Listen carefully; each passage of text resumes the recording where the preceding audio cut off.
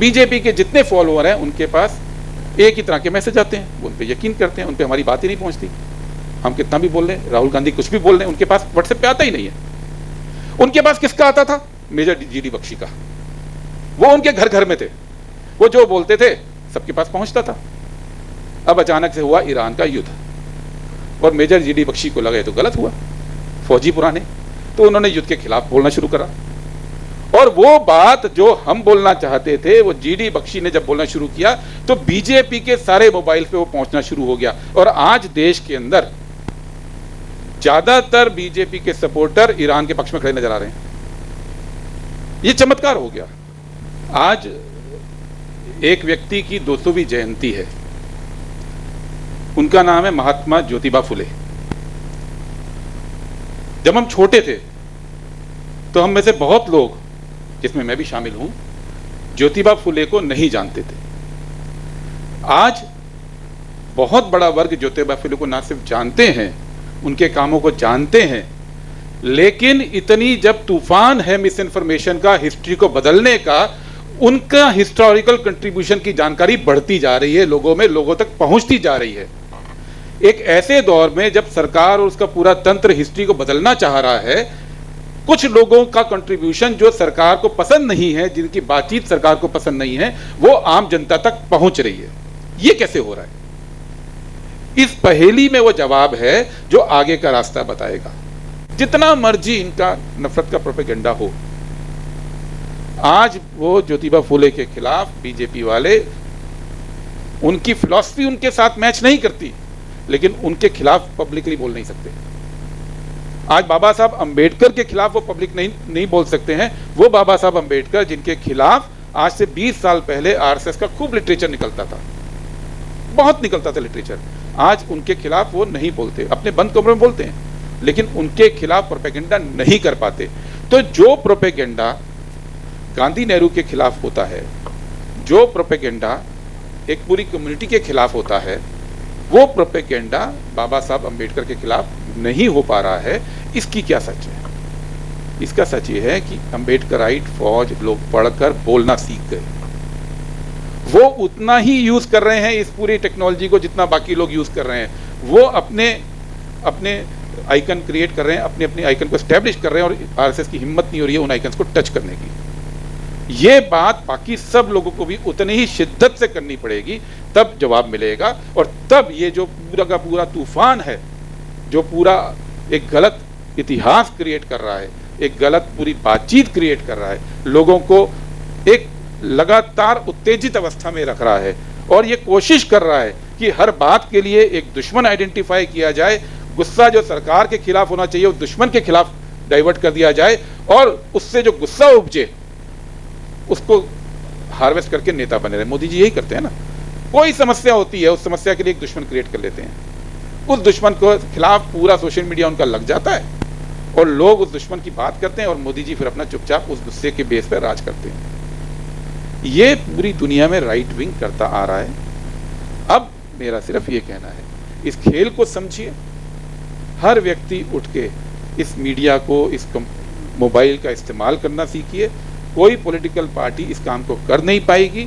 जितना मर्जी पैसा लगा ले, जितना मर्जी हम लोगों को इकट्ठा कर लें, क्योंकि जितना भी कंटेंट हम क्रिएट करेंगे वो लोगों तक पहुंचेगा ही नहीं, क्योंकि वो कंट्रोल यूएस में बैठ के हो रहा है, वो एल्गोरिथम कंट्रोल कर रहा है।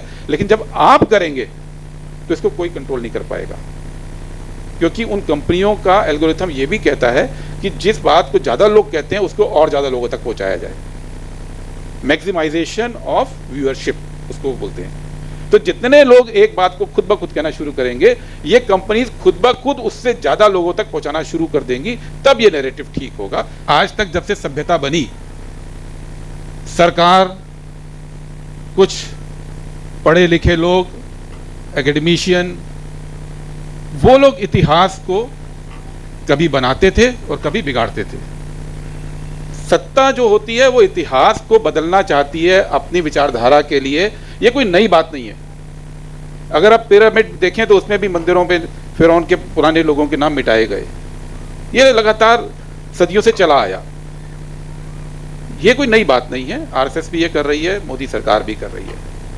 फर्क ये आ गया कि पहले वो लोग करते थे जो एक ऑर्गेनाइज्ड सत्ता का हिस्सा होते थे, वो लोग करते थे जिनके पास कुछ जानकारी होती थी और उस जानकारी को वो या डिफेंड करते थे या गलत तरीके से पेश करते थे या डिमोलिश करते थे। लेकिन अब बदल गया। अब जितने लोग हैं वो एक किस्म से रंगमंच की कठपुतलियां हैं। वो क्या सोच रहे हैं, क्या समझ रहे हैं, उन तक क्या पहुंच रहा है, उनके मन में क्या विचार आ रहे हैं, इस पे एक व्यक्ति का खुद का कंट्रोल खत्म हो रहा है। क्योंकि अब दुनिया जो है वो रंगमंच जो है वो सोशल मीडिया का है, वो एल्गोरिथम का है। वो ये तय कर रहा है कि आप तक क्या पहुंचेगा, वो ये तय कर रहा है कि आप क्या सोचेंगे। पहले किसी बात पे गुस्सा आता था तो लोगों को खून खौलता था, और जब खून खौलता था तो वो अपना एक दुश्मन देखते थे और उसके ऊपर अपना गुस्सा निकालते थे। ये दुनिया में लगातार होता है। अब सोशल मीडिया की मार्फत जो बना, एक स्टडी कहती है कि भारत में एक आम आदमी को, और हम 50 करोड़ लोगों की बात कर रहे हैं, 50 करोड़ लोगों को दिन में 80 व्हाट्सएप मैसेज आते हैं जिसमें उनका खून खौलता है। 80 बार दिन में अगर आपका खून खौलता है, और अगर आप उसमें से 10 भी पढ़ते हैं और 70 छोड़ देते हैं, तो एक आम व्यक्ति का जो एजिटेटेड मोड है वो दिन में 10 बार जाता है। और सोशल मीडिया ने ये भी तय कर दिया, और ये अनजाने में नहीं हुआ, इसके पीछे बहुत रिसर्च हुई है, बहुत रिसर्च पेपर्स इंटरनेट पे आपको मिलेंगे, कि वो इस तरह से डिजाइन करते हैं कि आदमी को, इंसान को उसकी आदत हो जाए, एडिक्शन हो जाए। आप जो देखेंगे उसको दोबारा देखने का मन करेगा, जिसको कहते हैं कि आपके बॉडी में डोपामिन जनरेट होता है, जितने लोग समझते हैं इस चीज को, और आपको खुशी या गुस्सा या जोश आता है, और जैसे ही आप वो रील बंद करते हैं 2 मिनट के बाद बॉडी आपकी रिएक्ट करती है और आपको डिप्रेशन में ले जाती है। तो पूरा देश डिप्रेशन और जोश, डिप्रेशन और गुस्सा, डिप्रेशन और हंसी के एक झूले पे झूल रहा है। जिस झूले पे देश घूम रहा है, और देश ही नहीं पूरी दुनिया, ट्रंप वहां पे जीते हैं, लिपिन आगे पहुंचती है, अमेरिका यूके में जॉनसन बन जाते हैं, पूरे दुनिया के अंदर एक ही तरह के लोग जीत रहे हैं। ऐसा नहीं कि पूरी दुनिया में आरएसएस ही छाई है। वो कैसे जीत रहे? वहां तो आरएसएस नहीं है।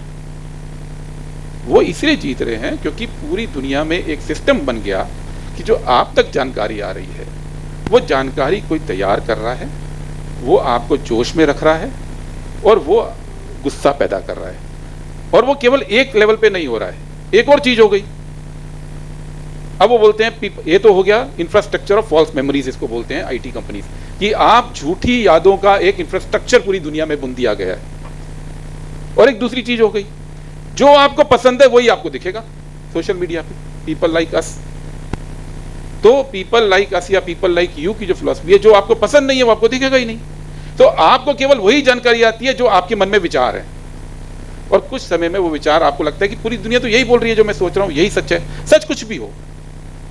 और आरएसएस ने, बीजेपी ने भारत के अंदर और बाकी लोगों ने दूसरे देशों के अंदर यह काम बखूबी कर दिया कि वो समझते हैं कि लोगों में गुस्सा कैसे लाना है। गुस्सा आता है जब आपका एक शेयर्ड इतिहास होता है, महान थे तो महानता का हनन हुआ, किसी ने आके उस महानता को खत्म किया, तो इस पर गुस्सा आ जाता है। दूसरा आता है आपका बहुत भावनाएं भड़कती हैं, जब आपको लगता है कि बहुत अत्याचार आपके पास आज की तारीख में हो रहा है, और कोई व्यक्ति वो या कोई कौम या कोई विचारधारा वो आप पे अत्याचार कर रही है, उसके खिलाफ आपको जाना है। और तीसरा दूसरों का मजाक उड़ाना पूरे दिन, यही चीजें इस्तेमाल की जाती हैं। और ये काम सोशल मीडिया की मार्फत अब हो रहा है, और आप सब इसका हिस्सा हैं। और जो लोग समझदारी की बात करते हैं उन पे केवल समझदारी का मैसेज पहुंचता है, जो लोग नफरत की बात करते हैं उन पे केवल नफरत का मैसेज पहुंचता है। ये दुनिया 2 खेमों में बट गई है आज कंट्रोल लोगों के पास नहीं रहा, आज कंट्रोल समाजों के पास नहीं रहा, आज कंट्रोल पॉलिटिकल पार्टीज के पास नहीं रहा, आज कंट्रोल कंपनियों के पास आ गया। तो तोड़ भी यहीं से निकलना पड़ेगा। अब हम बोलते रहें, हम ये कहते रहें कि देखिए वो हिस्ट्री को डिस्टॉर्ट कर रहे हैं, हम जानते हैं कर रहे हैं। हम कहते रहें कि बहुत अच्छी बातें हम कर रहे हैं, कि जलालुद्दीन मोहम्मद अकबर के ज़माने में भारत कितना महान था। आप एक ये मीडिया बना दीजिए और एक दूसरा बना दीजिए कि जलालुद्दीन मोहम्मद का जो जलाल है वो राणा प्रताप ने ध्वस्त कर दिया, देखिए कौन सा ज़्यादा चलेगा। एक ही आदमी का जो 2 अलग अलग वर्जन है वो वाला ज़्यादा चलेगा, जिसके अंदर कोई इस तरह की बात की जाएगी जो लोगों को हल्की लगती है। अच्छी बात लोग फॉरवर्ड नहीं करते हैं, पढ़ लेते हैं। यह समस्या जेन्युइन समस्या है और इस समस्या से ना तो कोई पॉलिटिकल पार्टी निपट सकती है, ना कोई संगठन निपट सकता है। इस समस्या से निपटना उन्हीं को पड़ेगा जो इस समस्या के सबसे लास्ट पायदान पर हैं, जो यूजर है। अब वो जमाना चला गया कि जब कोई कांग्रेस पार्टी या कोई राष्ट्रीय जनता दल या कोई और लेफ्ट पार्टी के लोग या डीएमके के लोग वो हिस्ट्री को सही परिप्रेक्ष्य में रखेंगे और आपके पास सोशल मीडिया से भेजेंगे और आप पढ़ेंगे, वो होने वाला नहीं है, क्योंकि कंपनीज आप तक पहुंचने ही नहीं देंगी, उन तक नहीं पहुंचने देगी जो इस विचार को मानते नहीं है। तो इसलिए एक दूसरी तरह की हिस्ट्री है जो दुनिया में लोगों ने सदियों से बनाई। एक हिस्ट्री होती है जो सत्ता पक्ष बनाता है, एक हिस्ट्री होती है जो बुद्धिजीवी बनाता है, एक हिस्ट्री होती है जो इंसान जीता है, जो उसकी लोक परंपराओं में होती है, जो जुबानी चलती है। और यहां बैठे लोगों को अब इस टेक्नोलॉजी को अपने खुद हाथ में लेना पड़ेगा, अपनी बातों को अपने तरीके से जब तक कंटेंट जनरेट करके अपने लोगों में नहीं भेजेंगे। आप 100 भेजेंगे, हो सकता है एक वायरल होगा, हो सकता है आप 1000 भेजेंगे तो एक वायरल होगा, लेकिन जो एक वायरल होगा वो उनके 1000 का जवाब होगा।